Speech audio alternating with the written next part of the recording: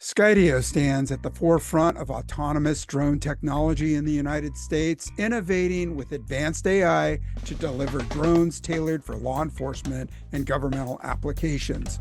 Established in 2014, our expertise spans AI, robotics, and electrical vehicle technologies, enabling us to craft the most intelligent flying machines that enhance public safety and operational efficiency.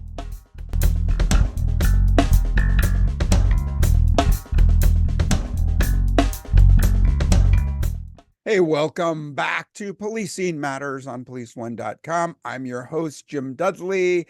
Hope you're doing well, and I hope you're taking a look at our YouTube videos as well. And you can see me and my guest. And today we're talking about recruiting. We seem to be talking a lot about recruitment for law enforcement.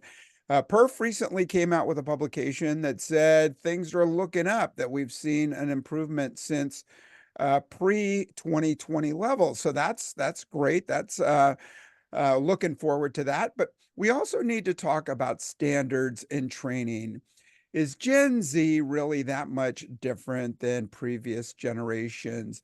Should we be changing our tactics in recruiting and training? Well, our guest today has written some really terrific articles about both. Hank Prim is a supervisory special agent with the South Dakota Division of Criminal Investigation, where he oversees the state standards and training section and serves as the state police officers training director, the post director. And in his role, he directs the state's sole police academy, manages law enforcement officer certifications and training, and supervises officer misconduct investigations. Prior to his position, Hank was assigned as a regional major crime investigator. Hey, welcome to Policing Matters, Hank Prim. Thanks, Jim. I appreciate you having me. Yeah, like I said, love reading your stuff. Very insightful. How things going in South Dakota? You guys doing well in recruiting compared to the rest of the country? How's it going there? I think we're having the same struggles that everyone across the country is having here. I think something that's unique about South Dakota is, just how rural of a state we are. When you think that we're one of the few states that's still under 1 million people, that means a lot of our agencies are smaller, maybe only 1 to 5 man departments. And I think the recruiting and retention crisis really hits those folks hard at home, because unlike some of our larger near peers or larger major cities, we don't have the specialty units to lure candidates. We don't have the resources or the funding, or many of our smaller agencies don't, to be able to attract with those hiring bonuses or pay incentives. And all of those things in tandem with being a smaller rural environment that doesn't always have the same services that a larger, bigger city has. I think all of those things kind of feed into the challenges that we have in South Dakota with the recruitment and retention side. And I think the harder part with that is the retention, which is how do we keep those officers in those smaller agencies, knowing that they have those more limited outlooks or limited resources, which just amplifies the front end of the pipeline, which is how do we recruit to get folks in to fill those spots. Yeah, on the flip side, though, you have people living in the community who might want to serve and work in the community. And we've seen that on a lot of surveys lately, that there's that underlying theme of want to give back, want to serve our community. So you've got that there. To be sure, and I think that's part of the reason why we're a pretty supportive state of law enforcement in South Dakota. I think the big reason behind it is because many of our local police officers and sheriffs are living in the communities that they serve in. They go to the grocery store with them, they go to church with them, they go to school, their kids go to school with them. So having that direct connection to smaller communities, I think, lends to why we have the public trust and confidence that we have in South Dakota as to maybe opposed to other places. And that is a front side recruiting pitch, but it also has its drawbacks, which is if you're the lone police chief, or your guys are 2 or 3 up, and you're the only guy, and you're at Walmart going shopping, you're probably called in to deal with whatever's going on at Walmart when you're shopping with your family for whatever that may be. Oh, yeah. Yeah, been there. Hey, so you write about high stress style police academies, and you discuss the pros and cons. What kind of feedback are you getting on those? It's interesting. It's kind of split across the board, right? In South Dakota, we are more of a low stress academy. And I think it's important to clarify when we talk high stress, we're talking, very strong military underlying culture, a lot of yelling orders, a very rigid environment, right? That's what we're talking about with high stress. We have stress in the academy. I don't want you to think that we're just, skipping daisies in the field all day long, but that's what we're talking about with high stress. And in South Dakota, about 10 or 15 years ago, we adopted that model, and I think it's been successful here. And a lot of it is just having the conversations of what we're doing differently than across the country. And a lot of other training centers across the country are looking at this model as something new and different for them to look at, or to at least improve what they're doing already. Yeah, and when we talk about high stress, we talk about policing as a paramilitary organization, right? We have a clear command structure, the chief at the top, the command staff, the middle management, and sergeants sometimes shouting orders at you. I recall my first day in my police academy. I bought a new suit for the occasion, got sworn in, and about half an hour later, I was doing push-ups in the parking lot and scuffed up my brand new shoes, sweated through my suit that I probably never wore again after that. Are we transitioning away from that kind of induction, or are you still seeing those? Are you still seeing those really military style, face forward, don't look sideways, So respond? I think a lot depends on where you're at. Here in South Dakota, we're pretty lucky that we have the sole police academy. So regardless of whether you're a trooper, a detective with the state police, a deputy, a police officer, from the biggest agency to the smallest agencies, everyone's coming here. So we have that continuity across the state, which I think is really valuable. Depends again where you're at across the country, but I think where we're seeing kind of the tide turn is, what is the educational or instructional value to what we're doing, right? And officers are going to interact with the community how they're instructed, right? It's that modeling behavior that we see in the academy. So if the way that we get people to comply all the time is by shouting orders at them, not, having the ethos pathos logos to try to talk them down, right? If all they know is I get screamed and yelled at and told what to do, that's going to translate into the field and on the road. And I think that's why we see officers who maybe come from more rigid training backgrounds, very locked into the ask, tell, make, and I'm going to start screaming and yelling at you to get you what I need you to do, as opposed to doing what is obviously the best practice now, which is we want to talk to people, we want to gain voluntary compliance, which mitigates our use of force, mitigates excessive force complaints, and inevitably, I think, lowers our complaints against officers as well. Because again, cops are going to police how they were taught, right? It's just like a kid modeling the behavior of their parents. If they see that that's how they're guided and mentored in the academy, it's again going to directly translate back out to the street. Right, and I mean, you spoke Latin on me, and you got your ethos in there. Empathy is a trait that we often don't signal to each other, and we really should to the general public. Maybe not, somebody we're trying to wrestle and put handcuffs on, Mhm. but the empathy works both ways, and it may give the community an idea of, the difficult job of policing. Exactly. And I think if we teach and model those skills in the academy when they're new, they're fresh, they're learning what these skills are, we're modeling for that here.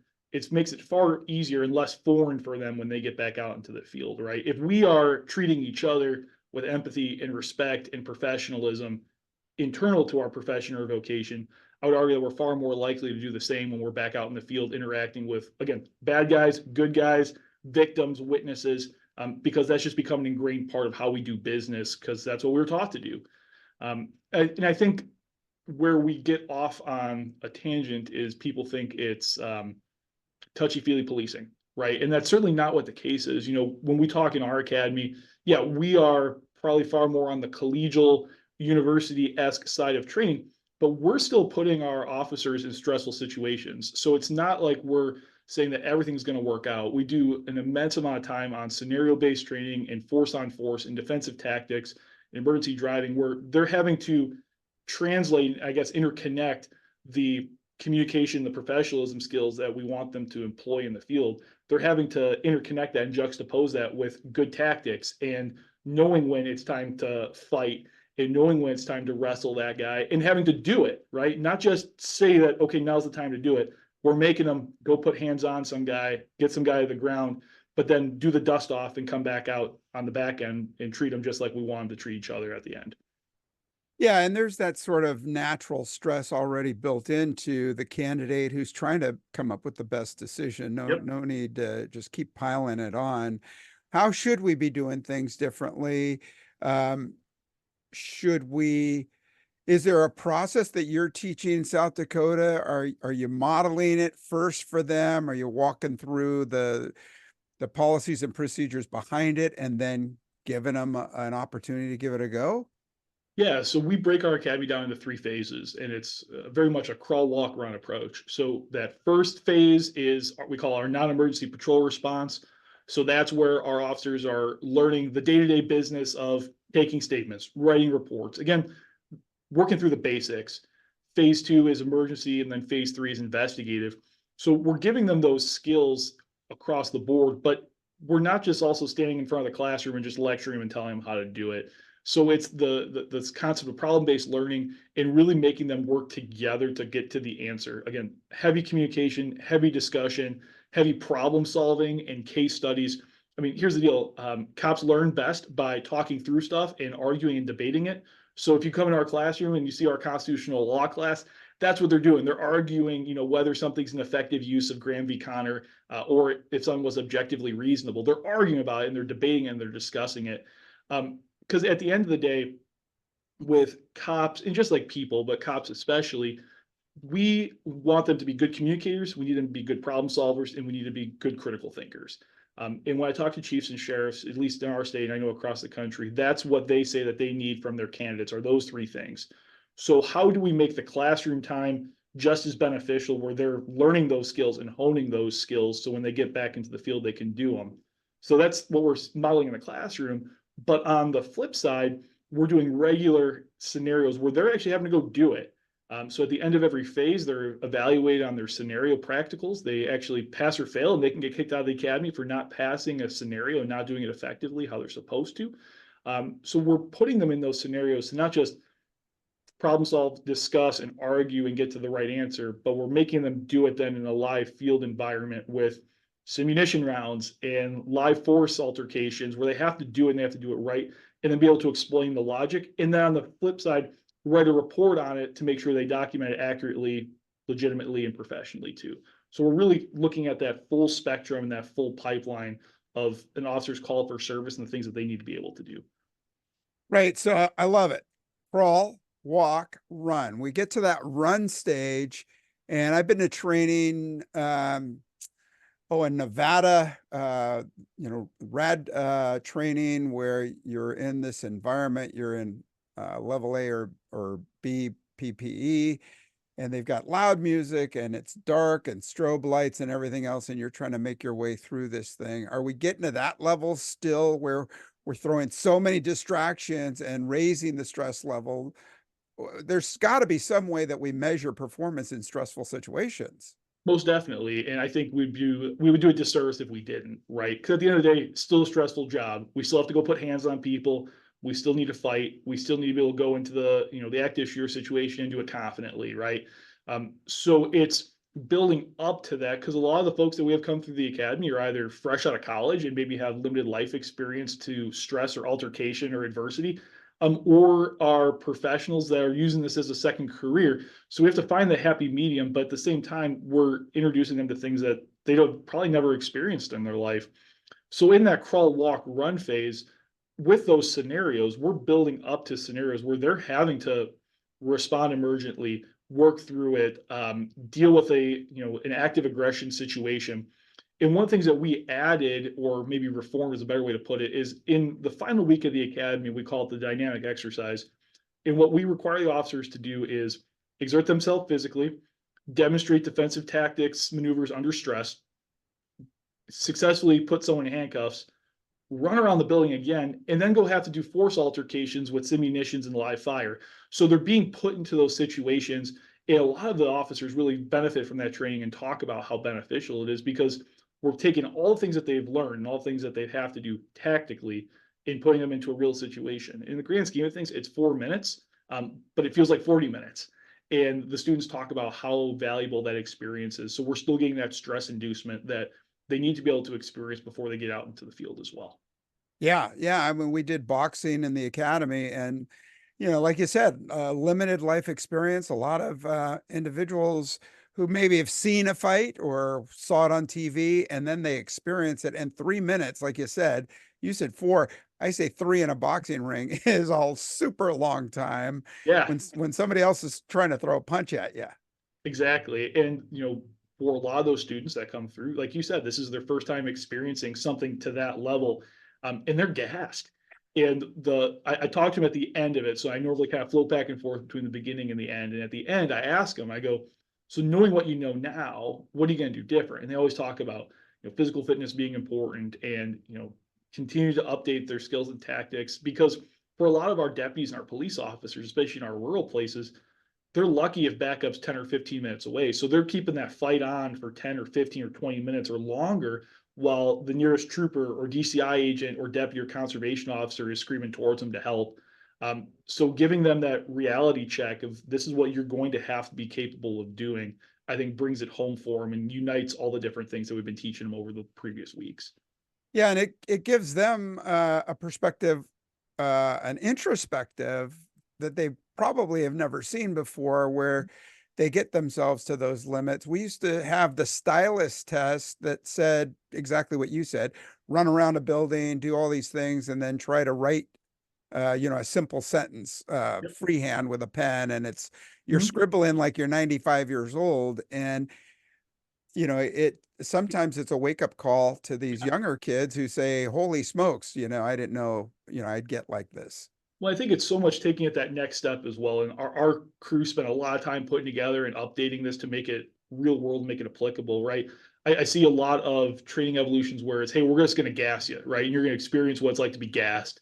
But the reality is, after you fight that guy for 10 or 15 minutes or however long on the side of the road, you still got to put him in handcuffs. You still got to get him up. You still need to be able to defeat a gun grab.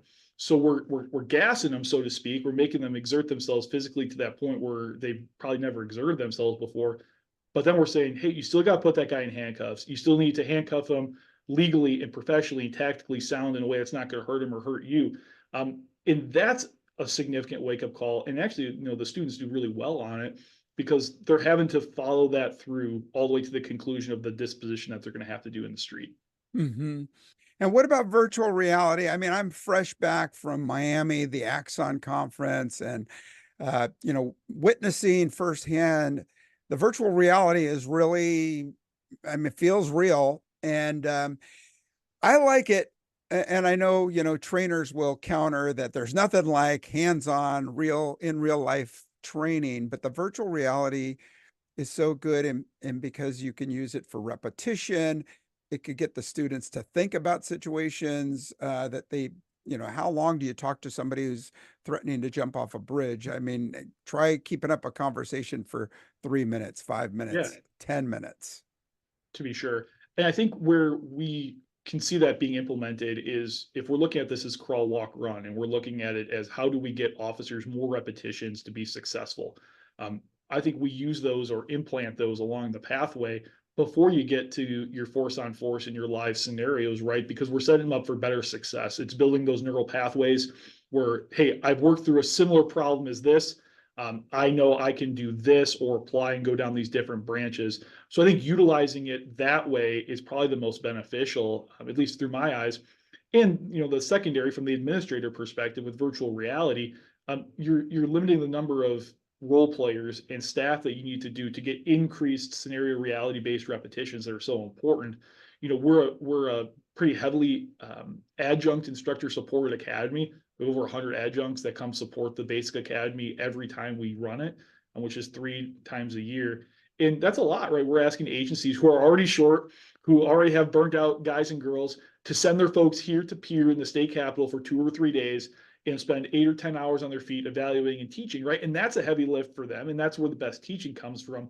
But we can do that same thing more smartly, if we want to call it that, with virtual reality to give those more repetitions. So when we get them to those hands-on scenarios, I can see that being a far more effective application and a better learning experience too. Yeah, for sure. Hey, I want to ask you about what some academies are doing. You alluded to that, but and your recommendations. But first, I'd like to take a moment and thank our sponsor. Every incident demands quick, informed decisions, but limited resources and constantly changing environments make this tough. Join us at Skydio Ascend 2024 to see how drone as first responder technology enhances decision making and improves officer and community safety. Hear from leading agencies using DFR as a force multiplier and learn how they're shaping the future of public safety. This virtual event streams live on September 25th and 26th. Get your free ticket at skydio.com/ascend. That's skydio.com/ASCEND. And we're back and speaking with Hank Prim, Supervisory Special Agent with the South Dakota Division of Criminal Investigation and Post Academy Director. So, Hank, what happens when Gen Z moves into leadership roles? Now, we talk about their training. And first, let me go back for a second because I don't want to give the listeners an impression that we're saying, hey, we're going to change our academies to golf shirts and Yep. khaki shorts and lounge chairs and things like that. I mean, you just gave a synopsis and a snapshot of still stressful situations, repetitive training, things like that. So we're not abandoning traditional methods altogether. We're maybe modifying so there's a learning environment. Correct. Yeah, and I think the best way to encapsulate it is let's teach cops how they're expected to treat others when they get into the field, right? Again, we want them to model good behavior. We want them to model the right thing to do. And it starts in the academy. Again, like I said, just like a kid models the behavior of their parents, a new officer is going to model the behavior and how they're treated by senior officers, right? We've all heard the stories of the grisly FTO who treats their trainee not the best, right? And we see how those types of experiences translate into that officer success, either through subsequent field training phases or once they get out on their own. The same thing applies in the academy. So it's about modeling the behavior correctly so we treat them the right way, but at the same time giving them that dose of reality and teaching them the skills that they need to be successful, and juxtaposing that with communication skills, problem solving, critical thinking that we're making them do maybe in the untraditional way of discussion and problem-based learning and case studies to get them to that point through kind of that crawl, walk, run approach. Yeah, for sure. Okay, so now we have, a candidate this year and they get through the academy, they do a great job, we get them into field training, they become a certified police officer, and year 3, maybe first time they get to take a sergeant's test and or maybe they're going to be a corporal at their agency. How do we prepare them for the next leadership role? Yeah, it's such an interesting side effect of where we're at today. My dad just retired. He did about 40 years in law enforcement. And hearing how law enforcement was in 1985 in the Chicago suburbs versus 2024 in South Dakota, it's funny to have those conversations. But I think that my dad got his sergeant stripes in 1997 and had been on the road for 12 years, working the street for 12 years before he got his stripes. And now we're in an environment, and I'm a product of that, where that 4 or 5 year officer or agent or investigator trooper is becoming an FTO, being a supervisor, running programs. And it's something that we really haven't ever seen before. And I think what it kind of gets rooted in is the lack of repetition. I think that's where the biggest gap is. So take my dad, for instance, he's had 12 years of handcuffing and fighting and investigations and interviews and every problem under the sun. Well, now we're truncating that experience from 12 years to 3. And I would offer that the best way for us to equip those Gen Z officers for those positions is by starting early. It seems like the traditional trend has been we're going to wait to send you to a supervisor school or a leadership school until you get the promotion, you get the stripes, you get the position. Well, again, every officer is a leader. So if we want them to start with that, Jim, I think you've talked about that soul, leadership beginning in the squad car, and that translates to the trainee, which translates to your shift or your squad or your division. Those skills are going to be incredibly applicable and helpful to them, whether they're by themselves or leading. So starting that formalized training early, but secondly is giving them the challenge so they can train themselves. I was really fortunate to have some really great mentors when I started as an investigator, and they challenged me by trusting me, right? Giving increasingly complex investigations to work, managing critical incidents, or helping manage scenes. So getting that experience early on builds those pathways, builds that experience, and builds that, um, I guess, book of knowledge or that book of experiences, so they have something to fall back on, and beginning that early, so we don't wait till they're already sitting in the seat making the decisions. Beginning that earlier on will only serve them better down the road. Yeah, yeah. I mean, every promotional test I took, I felt like I prepared myself for the role Mhm. before I took the test. And I'll hear from other peers who say, "I never studied," and I'm like, Sure. what do you think's going to happen once if you, perchance get that role? I think today's generation, uh, talking to my colleague Janae Gasparini from SUNY and her academy there in New York, this is a generation that asks a lot of questions, Mhm. and maybe traditional FTOs or sergeants might see that as confronting, but really they're curious and they want to know how things work. How's that work in leadership? Should sergeants be taking these guys for ride-alongs and explaining how they do and what they do and why they do it? Yeah, I think you're hit the point spot on. I wrote about that in my article on Police One, where it's bring them to the table early. Give them that experience and that exposure to what happens behind, that supervisory or that administrative curtain, within reason, obviously. But by again, if we're talking about new cops model behavior of senior officers or folks with experience, well, then what better way for them to be injected with that knowledge and that experience by letting them see it firsthand, and giving them that exposure takes them out of just that single squad car mindset. I think really broadens their view. So they're seeing things more strategically. They see their decisions not just within the small silo of me handling this call for service. They're seeing it within the span of how does this impact my shift when I'm answering a call or handling something this way? How does it impact, professional standards if they get a complaint on me from how I handle this? How does this impact our community relations folks who have to come clean up the mess that maybe we make because of a decision that we make on the street? So again, by bringing them to the table, they're seeing things more within the scope of the department or the agency as a whole versus just what's in my windshield when I answer a call and go from call to call. Yeah. So we've got them on the street. They're autonomous now. They're acting on their own. Are we shifting to their desire? We talked a little bit about, homegrown cops serving their community. Are we having them more integrated with the community, being more empathetic? Are we working on their desire to have a work-life balance? Are we ever going to go to job sharing? And are we going to be Google policing from here on out? I think we're on the path to obviously doing better when it comes to that. What I think we need to remember though is when we're amidst this recruitment and retention crisis, right, which means shifts are short, units are short, is we still have to give officers the time to do their job, to do it well. And I mean, at the end of the day, community relations is built on time, and community credibility and trust is rooted in time. So if we have our officers who are going from call to call to call to call to call, and we're not giving them the time or the space to interact and do that call well, then we're essentially thwarting all those community relations efforts, because that's the tip of the spear. Those are the folks that the community is interacting with.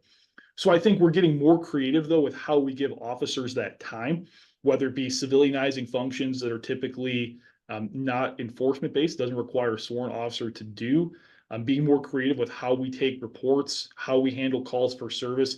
So at the end of the day, that officer in the patrol car, or those two officers in that patrol car, when they go to a call, they have the time to work through it well, to again really build those relational trusts and credibility meanings with the community member that they're interacting with. And that's just amplified by officers living in their community. Where I think we need to make sure that we kind of pump the brakes a little bit though is, I fear sometimes we are overselling the profession without always giving the same doses of reality. We've been on such a recruitment push for the last 5 or 6 years trying to get officers in this career path. We're saying, hey, we're going to give you a $5,000 hiring bonus. We're going to give you a take-home car. You're going to drive fast. You're going to shoot guns. You're going to go train. We're going to do all these things for you, right? And it sounds really, really cool and really awesome. And it is. It's the best job in the world. But on the flip side, we're not educating them about what the realities are, which is at the end of the day, it's just part of the job. You're going to get called out. You're going to work midnights. You're going to go deal with, dead bodies and really tragic, violent crime scenes. If we're not giving them the full dose of reality, and I wonder sometimes if by overselling it and not giving that transparent view simultaneously of what this job actually is, that we're only amplifying the recruitment and retention issue, because we're seeing officers, and we're seeing it in our academy, they get lured in with the really strong promises and awesome opportunities and good pay. I think pay is getting better, especially here in South Dakota. They get, brought in with that. They love the idea of it. And they get halfway through the academy. And we've had the conversation even in, our recent academy classes where a new student comes in, just goes, I'm not sure this job's right for me. And inevitably it's that force on force situation that we have them go through, where they have a gun shoved in their face, or they have to pull their gun and shoot someone else, or fight the guy into compliance or handcuffs. And that's the moment for them where they're like, yeah, I don't want to do this anymore. I don't like this. So we're taking that spot then where we've spent 3 or 4 or maybe even a year of training time to get that person where they need to be, only for them to realize this isn't what I want to do. And then we're back at square one all over again to hire, place, train, and hopefully get them on the street. So I think we just have to make sure that we're not overcompensating one way or the other. Yeah, no, totally agree with you. And I think it goes back to building empathy and showing them what the job's really about from the onset, from the Yeah. recruitment standpoint. One agency had a really clever part of their application process that I saw, and it's called the realities document. So they sell you, they talk to you about everything, they sell the agency to you, talk about how awesome it is. But before you can get hired, they give you this 2-page sheet, and it's the realities document. And by each point, it says, I understand that I'm going to be called out and that I'm going to be working nights and weekends and holidays sometimes. And you have to initial. And the other one is, I understand I'm going to be exposed to kids that are exposed to really traumatic and violent events. I recognize that this is a part of my job. Initial. And I thought that was really clever, because again, we're being very transparent about what this job is. Again, it's the best job in the world. I love being a police officer. My family are cops. This is the greatest job in the world. But we still have to be honest about it to make sure that we're bringing in the right people who want to do the job for the same reasons, with the same understandings that we do. Yep. And I agree with you. Best job I ever had. I wouldn't trade it for anything. Hey, last thing I want to talk about is the community effect. And, I in my classes, I talk about Sir Robert Peel, 1829, coming up on a important anniversary. The 3 things I stress most are building trust with the community and prevention of crime, as opposed to proving our worth by making arrests. So those 2 things really go hand to hand, building trust with the community and using our efforts to prevention methods. Mhm. Are we going to achieve that with building the empathy and being more transparent with our communities? I do. And again, it goes back to, we need to make sure that we give our time to the officers to be able to do those things. We can say it, we can put on a sheet of paper, we can talk about it in the media, but if we're not actually going to do it and give our officers the time and the autonomy to do it, then it's hollow words. We need to make sure that we're actually living by what we say, and equipping the officers with the time and the resources to be able to do it. Because they'll do it, they do it happily. They do a great job doing it. They always impress all of us. But we have to equip them with the time and space to do it. Yep. And my third point is about use of force and using force judiciously when necessary. And that's part of that whole trust and Mhm. prevention cycle. I had to throw that in because people accuse me of saying 3 things. First one's this, and then walking away. Get so frustrated. Hey, great things you're doing there in sunny South Dakota. Hank Prim, Supervisory Special Agent with the South Dakota Division of Criminal Investigation and Post Academy Director. I look forward to seeing your articles, and yeah, I'm learning a lot from them as well. Thanks for taking time to talk with us today. No, thank you so much for having me. I appreciate it. Yeah, and we're going to link a couple of your articles down below in the show notes so our listeners and our viewers can check you out, find out more about what you're talking about, and maybe how to contact you to replicate what you're doing in South Dakota at other spots across the country. That'd be perfect. Thanks, Jim. Okay, you bet. Hey, to our listeners, drop me a line. Let me know what you're thinking. What do you think about our academies? Should we be making this paradigm shift from the military style, high stress environment to a more learning environment? Not so much casual, but the crawl, walk, run phases of training that Hank just talked about. Let me know. Drop me a line at policingmatters@policeone.com, policingmatters@policeone.com, and let me know what you think.